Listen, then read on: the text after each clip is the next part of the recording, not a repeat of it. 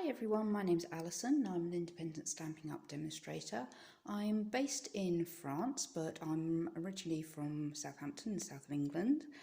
And today I haven't got a crafty project for you. I finally had to pack away all my craft supplies ready for my house move, so I was a bit of a loss as to what to do this week.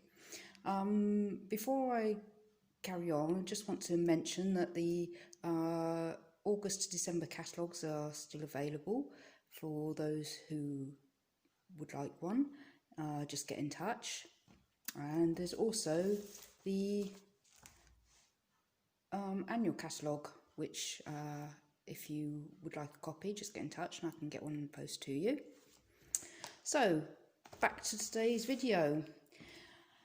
Well, as I couldn't do a project, I thought I would share a few tips that have helped me along the way. I became a demonstrator back in January of this year, and I've come up with a few ideas which I've seen on the internet, Pinterest and various blogs, which they're ideas which I've adopted, which have become in many cases time-saving, which is a great help. So this is the first one. When I first started with Stampin' Up, I was a bit overwhelmed by all the different coloured cardstocks, and I was forever, when I was doing projects, forever taking out whole pieces of cardstock to try and see which colours would go together. And in the end, this is an idea which obviously isn't new and one I've seen in various places, and it's a colour swatch.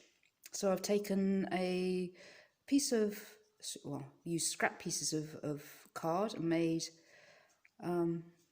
this swatch with all the available colours, as you can see, on a ring. So you can quite easily just, if you take the colour there, see if it goes with that one, does it go with that? So that way you can easily match up your colours without having to take out whole pieces of cardstock and seeing if they go together. Again, on the back I've also put labels with the names of all the colours, because at the beginning it was a bit difficult trying to put the names to the correct colours. So that's one idea which, as I say, I've adopted and I use this all the time now, so that's a great time saver. The next one, again, I saw this on Pinterest. At the moment I'm what you would call a hobby demonstrator. I haven't actually got any customers or haven't got a team. Hopefully once I've moved, get settled in, probably next year now, beginning next year, I'm hoping to try and develop the business side, get a few customers if possible and see how we go. But this is another idea which I found very useful, and I made some cards again with swatches of colour, but this time I've put them all in colour groups. So you've got the neutrals, the brights, the subtles, the regals, and again put the name, and I've also put the code number so that if I want to reorder a colour, I don't have to keep going to the catalogue every time. I can just look on there and it's got colour. And as I say, because hopefully next year I wanted to develop my business, and because I live in France, I thought it would be a good idea to have English on one side, and on the other side I've got the French with all the French names. So that again is a time saver, because you don't have to keep looking in the brochure for all the product numbers for when you want to order them. Okay, the third idea is this. I've made a chart for when I come up with colour combinations. When there's a combination that I particularly like, I punch out a circle of the colour and write the name down, and that way you have a reference. These two, for example, we did a team challenge in the Poodles team, and they were colour challenges. You had to make a project using certain colours. So, for example, this was Bermuda Bay, Melon Mambo, Mango Melody. So I've just put those on the paper, so it's a quick reference if you're thinking of doing a project and want some ideas for combinations.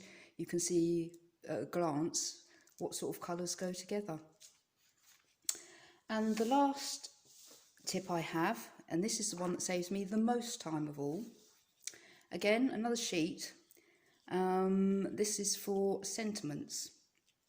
Whilst there are various stamp sets which just have sentiments in them, so you can easily find what you're looking for, a lot of the other stamp sets have happy birthday, thanks, Merry Christmas, things like this on, and it's very time consuming when you're trying to find the sentiment you want. You're going through every single stamp set trying to find the right one. So now what I do is, when I come across a stamp set with, for example here, these are all happy birthdays in English, I put the stamp so I can see what the font is, and the other side I've put the name of the actual stamp set that it comes from, or where you can find it. So that way you can look and you can go directly to the appropriate stamp set, and as I say, that saves an enormous amount of time. So as I say, that's some English happy birthdays, and there's some French ones. So I shall continue doing that with other sentiments, and that way I can fit more projects into my timing. So I hope these have been some useful tips for any of you out there. As I say, especially I think for anyone who's just starting out, I personally found it a great help, so I hope that you do too. So hopefully I will be able to soon get back to doing some projects and produce another crafty project video. In the meantime, please have a look at some of my other videos. If you haven't already subscribed, why not subscribe? Give me a thumbs up. I'd be happy to have you aboard. Always happy to have new subscribers. In the description box below, there's a link to my blog where you can see, you'll find measurements, all the projects that I've done on video, measurements, you can find those on my blog.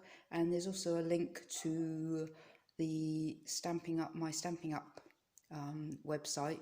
So if there's any items that you would like to buy, then you can get them from my store.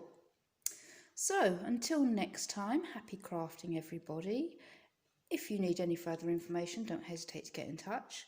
But until next time, have fun and see you again soon. Bye.